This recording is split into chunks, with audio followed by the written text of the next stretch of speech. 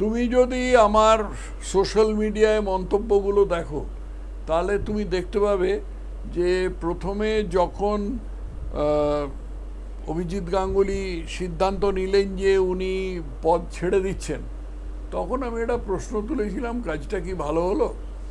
কিন্তু শেষ পর্যন্ত উনি যখন সিদ্ধান্তটা নিয়েছেন এবং ভারতীয় জনতা পার্টিতে যোগ দিয়েছেন, যে দলের সাথে আমি গত 30-32 বছর ধরে সংশ্লিষ্ট আছি এবং যার সাথে আমার, যাকে আমি বর্তমানে সমর্থক কিন্তু তা সত্ত্বেও আমার খুব গভীর যোগাযোগ আছে, সে দলে যখন যোগ দিয়েছেন তখন আমি তো মনে করব যে উনি এসে দল লাভবান হয়েছে এবং ওর যত রকমভাবে সম্ভব দলের উচিত ওকে কাজে লাগানো।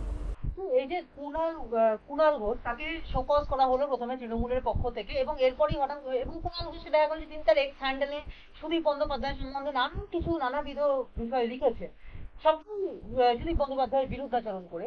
সেখান থেকে কুণাল ঘোষকে হঠাৎ দেখা গেল যে শোকজের পরেই তিনি সুদীপ বন্দ্যোপাধ্যায়ের বাড়িতে গেলেন, সেখানে গিয়ে ফিশ ফ্রাই, চা, চপ ইত্যাদি খেলেন, নাড়ু টাড়ু খেলেন, এবং সেই এসে পরে যখন সাংবাদিকদের মুখোমুখি হলেন তখন বলেন দল একটাই, পরিবার একটাই, একজনই নেত্রী এবং আর একজন সেনাপতি, যা ভুল বোঝাবুঝি ছিল সেগুলো ঠিক হয়ে গেছে, মানে সেগুলো নিয়ে কথাবার্তা হয়েছে। প্রশ্নটা হচ্ছে যে তাহলে এই যে এতদিন ধরে যে দেখানো হলো একটা নাটক ছিল, এটা কি পুরোপুরি আই ওয়াশ ছিল, বিভ্রান্ত করার জন্য? আমি জানি না, কিন্তু এতে তো আশ্চর্য হওয়ার কিছু নেই, কারণ এই ব্যক্তিটি কুণাল ঘোষ, তিনি, একটা কথা মুখে আসছে সেটা আর বলবো না, কিন্তু কুণাল ঘোষ কত রকম সময় যে কত রকম কথা বলেছেন, একই মুখ দিয়ে বলেছেন, সেগুলোর মধ্যে তো সামঞ্জস্য খুঁজে পাওয়া খুব কঠিন। ততএব এটা কুণাল ঘোষের নিজের উল্টোপাল্টা বলা এবং তার থেকে সরে আসা, না দলের একটা গভীর ষড়যন্ত্র, এগুলো আমার জানা নেই। তৃণমূলের এখন দুরবস্থা, এখন যেরকম ধরনের দুর্নীতি এবং যেরকম ধরনের মহিলাদের ওপর অত্যাচার ধরা পড়েছে সন্দেশখালী অঞ্চলে, তার ফলে তৃণমূলের আজকে এরকম ধরনের জিনিস করা ছাড়া আর কি উপায় কি আছে? সোজাসুজি তো আর মানুষের সমর্থন পাওয়া যাবে না। স্যার আপনি এক্ষুনি যেটা বললেন যে সেটারই প্রসঙ্গ ধরে বলি যে যে একটা দল কোনো একজন মুখপাত্রকে শোকজ করলো এবং তার পরের দিনই সাংবাদিক সম্মেলনে দেখা গেল যে সেই যাকে শোকজ করা হয়েছে তিনি আবার সেই মুখপাত্রের ভূমিকা পালন করছে, এবং এই ব্যাপারটা নিয়ে একটা কনফিউশন তৈরি হয়ে গেছে, তাহলে কি দল আবার শোকজ তুলে নিল? তা তো ওদেরই জিজ্ঞেস করো, শোকজ কেনই বা শোকজ করলো, কি কথার জন্য শোকজ করলো, সেই কথা উনি সরিয়ে আবার ফেরত নিয়ে নিলেন কিনা, এগুলো আমি কিছুই জানি না। মানে কুণাল ঘোষের গতি প্রকৃতি বোঝা তো সহজ কাজ নয়। আজকে কুণাল ঘোষের পিতৃ পরিচয় জানতে চাইলে পরে উনি কি বলবেন তা তো আমার জানা নেই।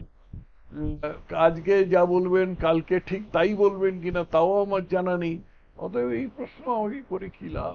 দলের অন্দর থেকেই অনেকে প্রশ্ন করছেন যে তৃণমূল থেকে ছেড়ে দিয়ে সঙ্গে সঙ্গে এসে বিজেপিতে যোগদান করা এটা তৃণমূলেরই ভেতরকার একটা চাল বা ষড়যন্ত্র, বিজেপিকে ভেতর থেকে ভেঙে চুরে দেওয়া, এবং এটা এটা নিজেদের ফায়দা তোলার জন্য একটা তৃণমূলী ষড়যন্ত্র। এটা কি আপনি সমর্থন করেন? 2021 সালে এরকম ব্যাপার হয়েছিল। হ্যাঁ, সব্যসাচী দত্ত, মুকুল রায়, শ্রাবন্তী চ্যাটার্জি, এরা সব তৃণমূল থেকে এসেছিল, এসে তারা বিজেপির ভেতরে ঢুকেছে, ঢুকে তারা বিজেপির ভেতরে সমস্ত গুপ্ত খবর তৃণমূলকে পৌঁছে দিয়েছে এবং পৌঁছে দেওয়ার পরে বিজেপি নির্বাচনে খারাপ ফল করার পরে তারা পালিয়ে গেছে। এটা 2021 সালে তো ঘটেছিল, অস্বীকার করার তো কোনো জায়গা নেই।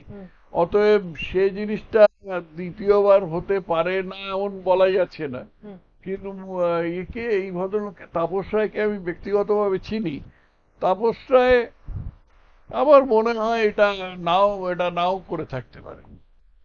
তৃণমূলের পক্ষ থেকে বারবার করে অভিযোগ করা হয়েছে যে এই যে আমাদের বিচারপতি অভিজিৎ গঙ্গোপাধ্যায় তিনি নাকি মানে বিচারপতির আসনে বসে অন্য কোনো দলের সমর্থন করে কথা বলেন বা ভার্ডিক্ট গুলো দেন, এবং পরবর্তীকালে তিনি যখন দেখা গেল যে তিনি বিজেপিতে জয়েন করলেন তখন তো প্রায় তৃণমূলের যে মানে তৃণমূল যে ধরনের অভিযোগ করেছে সেই অভিযোগই প্রায় সত্যি হয়ে গেল, কি বলবেন? কিন্তু তৃণমূলের বিরুদ্ধে সাধারণ মানুষের যে অভিযোগগুলো ছিল সেগুলো তো মিথ্যা হয়ে গেল না, হুম। সেটা ভুলে গেলে চলবে কি করে? হুম সেটার জন্যই তো মানুষ হাইকোর্টে গিয়েছিলেন। হুম হাইকোর্টে কি কেউ বিনা কারণে যায়?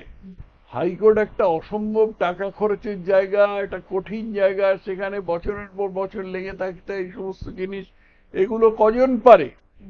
মানুষ হাইকোর্টে গিয়েছিল কারণ তৃণমূল অমানুষিক অপরিসীম অত্যাচার করেছিল, সাধারণ মানুষের ওপর করেছিল, মহিলাদের ওপর করেছিল, দুর্নীতি করেছিল, চাকরি চুরি, কয়লা চুরি, বালি চুরি ইত্যাদি, কিছু বাকি রাখেনি।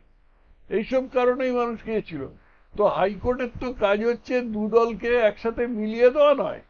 হাইকোর্টের কাজ হচ্ছে সেটা দেখা যে দুজনের মধ্যে কে ঠিক কাজ করেছে, যে বা যার বিরুদ্ধে অভিযোগ করা হচ্ছে সেই অভিযোগগুলো যথার্থ কিনা।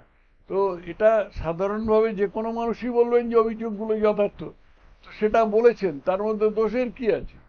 ওনার তৃণমূল এই সমস্ত কাজ করবেন, মহিলাদের নিয়ে মাঝরাত্রিরে বাড়ি নিয়ে গিয়ে ওখানে নিয়ে গিয়ে ফুর্তি করবেন, তাদের খাটাবেন, তাদের টাকা পয়সা দেবেন না, আর হাইকোর্টকে সেটা সমর্থন করতে হবে? স্যার, অভিজিৎ গঙ্গোপাধ্যায়ের যে দলে মানে বিজেপিতে যোগদানের বিষয়টা নিয়ে কিন্তু হাইকোর্টে দাঁড়িয়ে কল্যাণ বন্দ্যোপাধ্যায় চিৎকার করে বলেছিলেন যে যেখান থেকে দাঁড়াবেন সেখান থেকে হারাবো, এবং এর পাল্টা হিসেবে কল্যাণ বন্দ্যোপাধ্যায়ের এই কথার পাল্টা হিসেবে অভিজিৎ গঙ্গোপাধ্যায় যখন নিজের বাড়িতে একটা সাংবাদিক বৈঠক করলেন, সেখানে দাঁড়িয়ে তিনি বললেন যদি ডায়মন্ড হারবার থেকেও দাঁড়াই তাহলে লক্ষ লক্ষ ভোটে আমি অভিষেক বন্দ্যোপাধ্যায়কে হারাবো। তো এই হুঙ্কার পাল্টা হুঙ্কার এই যে দিচ্ছেন এখন, এটা এটা কি আপনার মনে হয় যে তিনি যে দাবিটা করলেন, অভিজিৎ গঙ্গোপাধ্যায় তিনি যে দাবিটা করলেন সেটা সত্যি হলেও হতে পারে এবং তার জন্যই তৃণমূল যথেষ্ট ভয় পেয়েছে? এগুলো নির্বাচনী রাজনীতির আঙ্গিক। তৃণমূল ভয় পেয়েছে এ সম্বন্ধে কোনো সন্দেহ নেই। তৃণমূল নিঃসন্দেহে ভয় পেয়েছে, এবং তৃণমূল কিছু ষড়যন্ত্র তৈরি করছে সে সম্বন্ধেও আমার কাছে খবর আছে। সেগুলো আমি এখনই কিছু বলছি না, কিন্তু এই কথাগুলো, এই ধরনের হুঙ্কারগুলো, এগুলো নির্বাচনী রাজনীতির আঙ্গিক, নতুন কিছু না।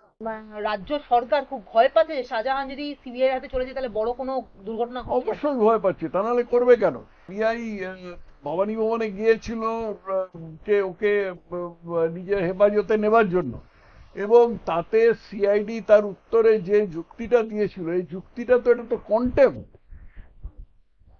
কলকাতা হাইকোর্টের ডিভিশন বেঞ্চ বলেছে যে এই এই শাহজাহানের যে মামলাটা আছে এটার অনুসন্ধান তদন্ত সমস্ত সিবিআই করবে।